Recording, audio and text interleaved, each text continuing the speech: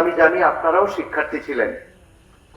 স্বৈরাচার ফ্যাসিস্ট হাসিনা, পালিয়ে যাওয়া হাসিনার এই দুর্দান্ত দাপটে গোটা বাংলাদেশ ধ্বংস হয়ে গেছে। ভরতচন্দ্রের সেই কথা যে শহর পড়লে দেবালয় এড়ায় না।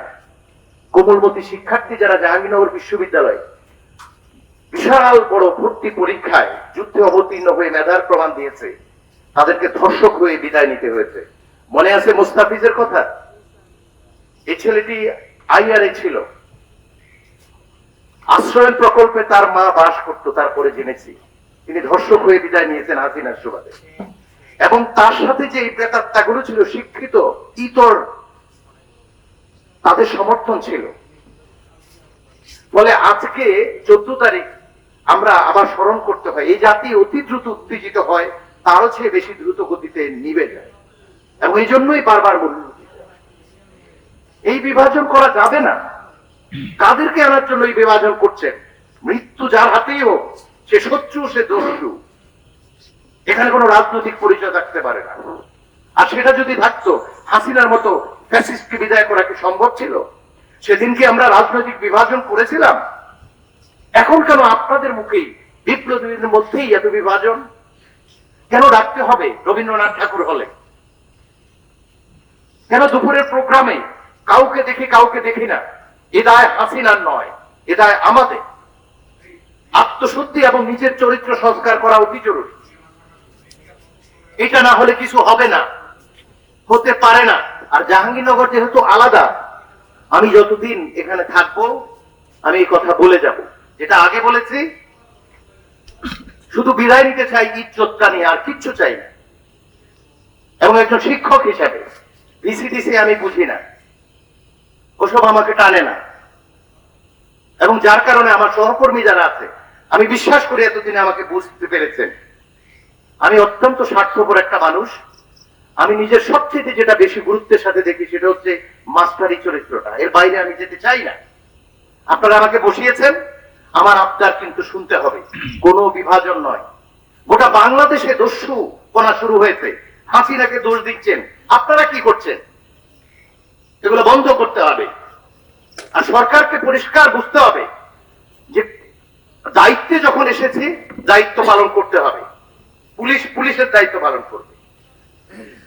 রাজনৈতিক দলগুলো সংস্কারের নামে বিভাজনের যে সংগ্রাম শুরু করেছেন, এগুলা বাদ দেন।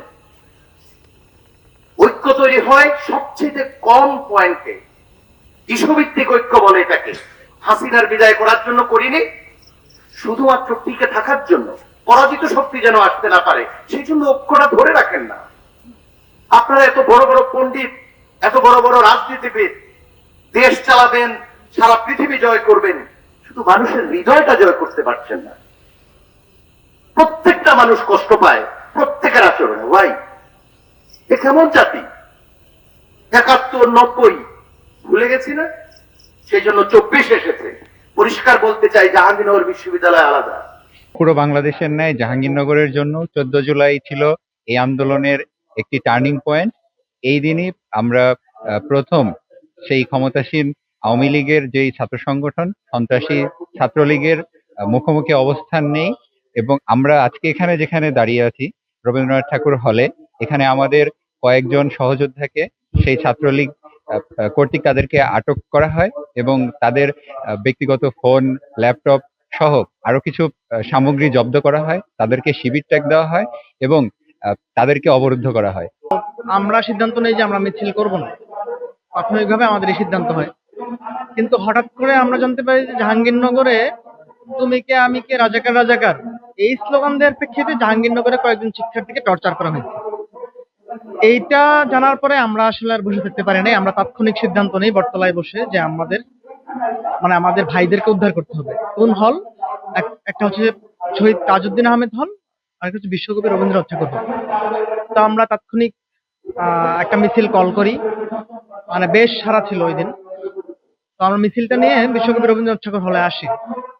তো আসার পর আমরা প্রশাসনের কাছে সিসিটিভি ফুটেজ চাই যে আসলে কি ঘটেছে, আমরা একটু জানতে চাই। আমরা জানি যে কয়েকজনের উপর টর্চার করা হয়েছে। বিশ্ববিদ্যালয়ের মতো আমরাও চাচ্ছিলাম যে একটা প্রতিবাদ গড়ে তোলার জন্য। তো সেই প্রেক্ষাপটে আমাদের রুমমেট, আমার কিছু বন্ধু 49-এর, তাই তারপরে হচ্ছে যারা বক্তব্য দিল তারা সবাই ছিল।